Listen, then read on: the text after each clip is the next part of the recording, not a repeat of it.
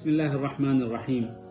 محترم حضرات، آپ کی اطلاع کے لیے عرض ہے کہ مرکز دعوت الجاریات کویت کے زیر انتظام ایک دینی، تربیتی اور تفریحی پروگرام منعقد ہو رہا ہے، اور یہ پروگرام کسی مسجد میں نہیں بلکہ یہ ایک کھلی جگہ پہ منعقد ہوگا، جو کہ جہرہ کے قریب جمعیت احیاء التراث الاسلامی کا کیمپ ہے۔